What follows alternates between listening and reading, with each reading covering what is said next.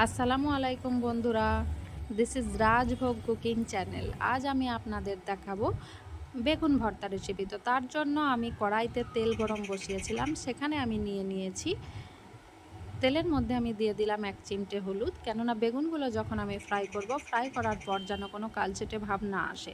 তো 1 চিমটে হলুদ আমি এই কারণেই ইউজ করেছি যে বেগুনগুলো সুন্দরভাবে ভাজার পর একটা সুন্দর কালার আসবে।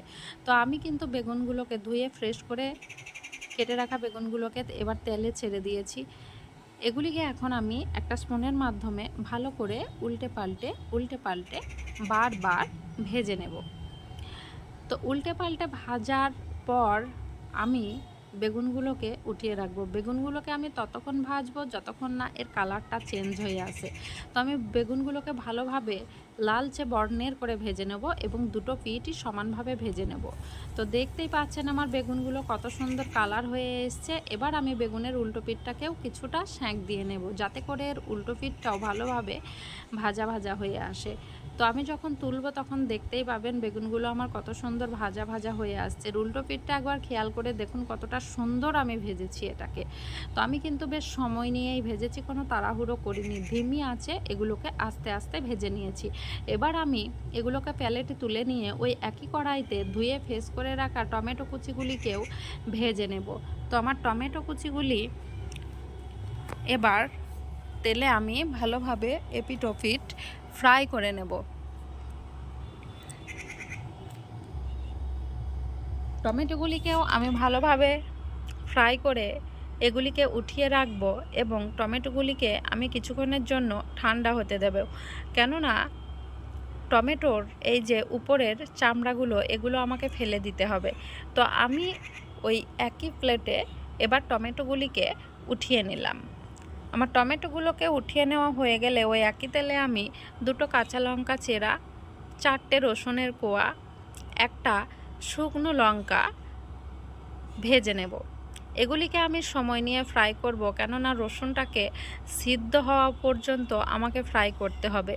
তো লঙ্কাগুলি ফ্রাই হয়ে গেলে আপনারা উঠিয়ে রাখতে পারেন, কেননা রসুন যতক্ষণ না হয়ে আসছে ততক্ষণ লঙ্কাগুলি যদি ফ্রাই হতে থাকে তো লঙ্কাগুলি পুড়ে যাবে। এই কারণে আপনারা লঙ্কাগুলি উঠিয়ে রাখতে পারেন এবং রসুনগুলোকে আরও কিছুক্ষণের জন্য ফ্রাই করে নিতে পারেন। তো আমি সেমভাবেই রসুনগুলোকে কিছুক্ষণের জন্য ফ্রাই করে নেব। তো আমার রসুনগুলি মোটামুটি ফ্রাই হয়ে এসছে। এখন আমি এগুলিকে প্লেটে উঠিয়ে নিয়ে হাতের মাধ্যমে এগুলিকে ভালোভাবে গুঁড়ো করে নেব। তো আমি কাঁচা লঙ্কা, শুকনো লঙ্কা গুঁড়ো করে নিচ্ছি। এরপর রসুনগুলোও আমি একটা একটা করে হাতের মাধ্যমে গুঁড়ো করে নেব। তো রসুনগুলি যখন আমি গুঁড়ো করব তখন দেখতেই পাবেন যে রসুনগুলি কত সুন্দর গলে যাবে। রসুনগুলি কিন্তু কোনো গোটা ভাব থাকবে না। আর দেখতেই পাচ্ছেন একটু চাপ দিলেই এগুলো কেমন যেন গলে যাচ্ছে।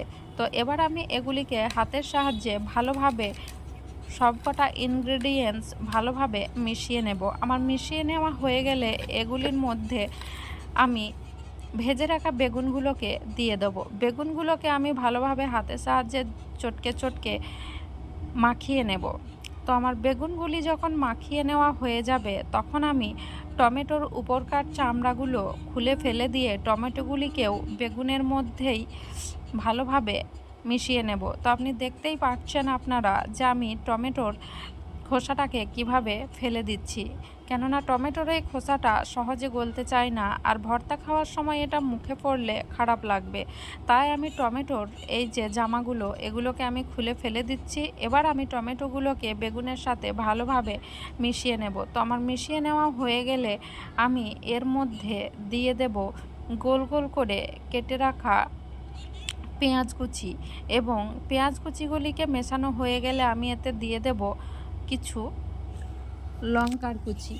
লঙ্কা কুচি দেওয়া হয়ে গেলে আমি এর মধ্যে দিয়ে দেব ধনেপাতা কুচি। তো ধনেপাতা কুচি দিয়ে এটাকে ভালোভাবে মিশিয়ে নিয়ে হাতের মাধ্যমে সমস্ত ইনগ্রিডিয়েন্টসগুলোকে আমি ভালোভাবে মিশিয়ে নেব। যখন আমার ইনগ্রিডিয়েন্টসগুলো মেশানো হয়ে যাবে তখন এটা কিন্তু আমার রেডি খাওয়ার জন্য। তো এটিকে আমি গরম গরম ভাতের সঙ্গে সার্ভ করব, কেননা গরম ভাতের সঙ্গে এই ভর্তাটি থাকলে আর আপনাদের কিছুই লাগবে না। আমার এই রেসিপিটা যদি আপনাদের ভালো লাগে তাহলে আমার চ্যানেলটিকে একটি সাবস্ক্রাইব এবং একটি লাইক অবশ্যই করবেন। এবার আমার ভর্তাটা রেডি হয়ে এসছে। আমি একটা অন্য প্লেটে নিয়ে নেব ভাত, কেননা যখন আমার বেগুনগুলো আমি ফ্রাই করছিলাম উল্টো সাইডের গ্যাসে আমি ভাত বসিয়েছিলাম। তো আমার ভাত কিন্তু হয়ে গেছে। এবার আমি নিয়ে নিয়েছি ভাত, বেগুন ভর্তা, শসা, লেবু, কাঁচা লঙ্কা এবং পেঁয়াজ। এখানে আমি নিয়ে নিলাম একটা লাউয়ের তরকারি। তো আমি এই দিয়েই আমার সকালটা পরক করব।